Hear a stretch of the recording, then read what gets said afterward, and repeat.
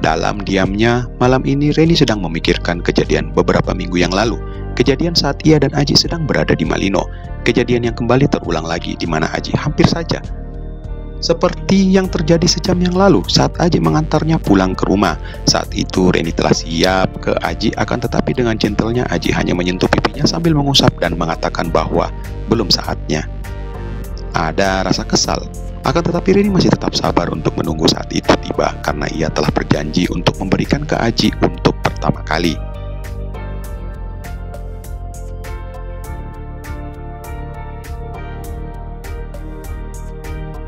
Terlihat jemarinya baru saja bergerak menyentuh sendiri saat mengingatnya. Lalu sambil memejamkan kedua matanya, Reni terlihat sendiri.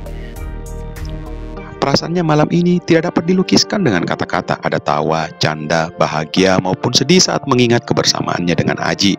Reni memahami kondisi Aji yang belum menginginkan sebuah keterikatan suatu hubungan. Namun yang jelas Reni tidak akan pernah menyerah lagi untuk mendapatkan cinta Aji.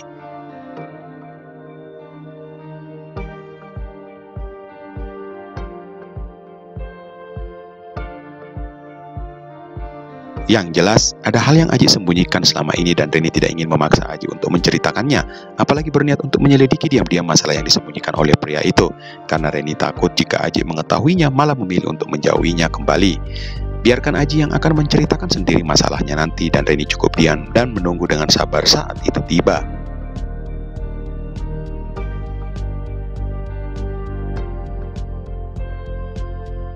Juga hubungannya dengan Aji fine-fine aja, seringkali Aji mengajaknya untuk sekedar menghabiskan waktu.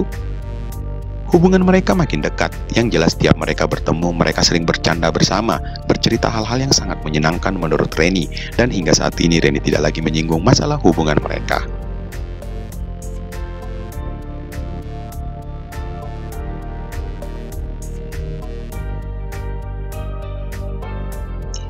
Karena sikap yang ditunjukkan oleh Aji sedikit banyaknya membuat Reni yakin bahwa Aji juga merasakan apa yang ia rasakan selama ini, yaitu mencintainya. Menurut Reni, Aji tipe pria yang mengedepankan sebuah tindakan daripada sebuah ucapan, sedikit berbicara dan lebih menunjukkan perasaannya dengan menggunakan sentuhan Aji di kening pipi sangat berbekas, membuat Reni seringkali tak bisa memejamkan matanya. Senyuman Aji tiap kali mengeluarkan kata-kata ledekan sangat berbekas di ingatannya.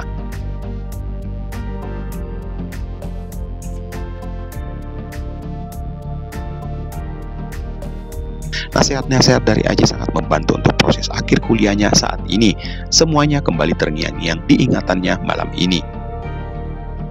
Banyak hal yang Aji ajarkan kepada Reni dan semuanya dilakukan olehnya.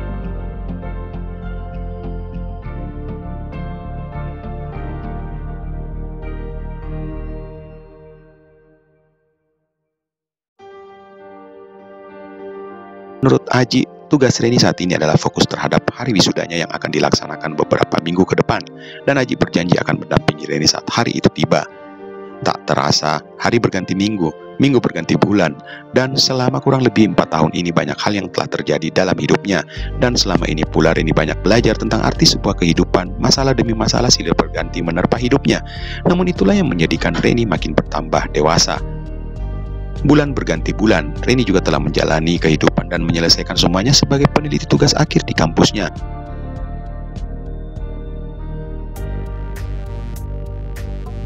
Dan bulan lalu akhirnya di kampusnya mengadakan acara wisuda. Ya, akhirnya acara wisuda berlangsung juga dan Reni menyempatkan hadir di sana walaupun bukan dia calon wisudanya. Betul sekali, saat itu Reni tidak mendapatkan kesempatan wisuda.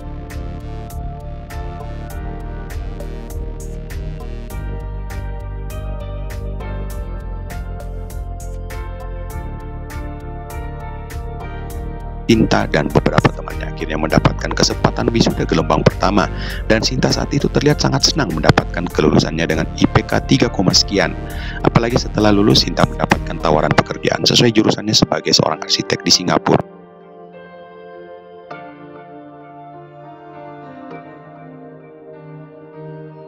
Sinta mendapatkan pekerjaan menjadi commercial designer asisten sebuah perusahaan yang mengerjakan beberapa konstruksi bangunan di Jakarta.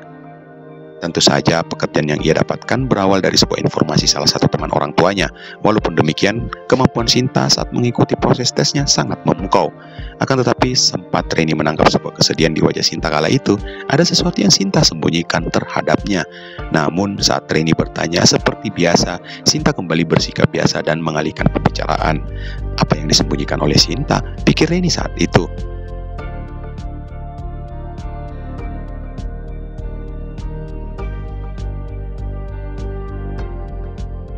Yang jelas Sinta selalu mengatakan bahwa ia baik-baik saja dan berharap Reni menyusul kelulusannya dengan IPK yang sama dengannya.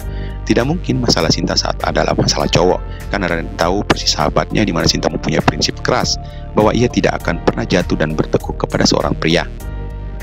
Ya, mungkin masalah Sinta itu hanyalah masalah keluarga, karena yang Reni tahu bahwa kehidupan Sinta cukup menyedihkan, di mana kedua orang tuanya yang sibuk dengan bisnisnya masing-masing jarang sekali memperhatikan Sinta. Kehidupan Sinta bisa dikatakan broken home.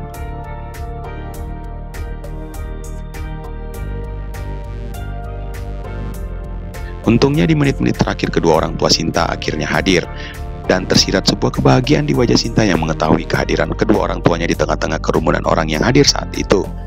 Dan keesokan harinya, Sinta mengadakan sebuah acara farewell party. Acara ini sekaligus sebuah acara perpisahan, karena 2 hari ke depan, Sinta akan berangkat ke Singapura untuk bekerja di sana. Dan malam itu mereka akhirnya menangis bersama, mengenang kebersamaan mereka selama bertahun-tahun dilewati. Ada pertemuan, ada perpisahan, dan Sinta berjanji akan selalu memberikan kabar kepada para sahabatnya saat ia telah berada di Singapura.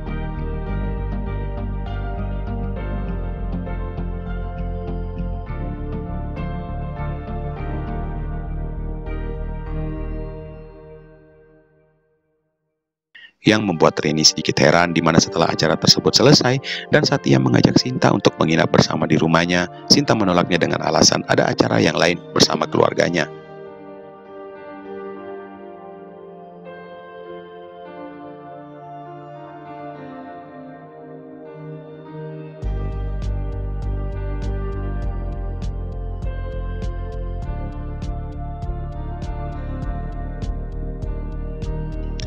Sesaat Reni kembali tersadar sambil menghela nafasnya. Kemudian setelah menyeruput tehnya, kembali Reni melamun banyak hal. Kenapa Reni belum diwisuda bersama dengan Sinta saat itu? Ya boleh dibilang karena saat itu penelitian Reni masih lanjut. Penambahan ini itu dan dengan sabar tetap ia jalani. Karena Reni yakin makin ini yang terbaik untuk penelitian skripsi dan penerbit TA-nya.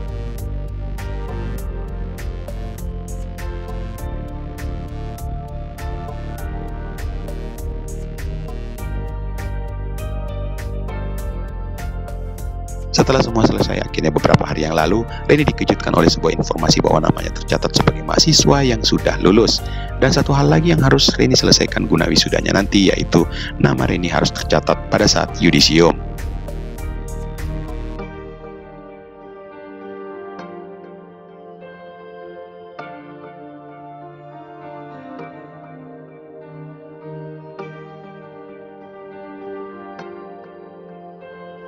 Yudisium adalah proses akademik yang menyangkut penerapan nilai dan kelulusan mahasiswa dari seluruh proses akademik yang telah dijalaninya. Syarat yudisium adalah sebuah kertas putih dengan 4 atau 5 tanda tangan.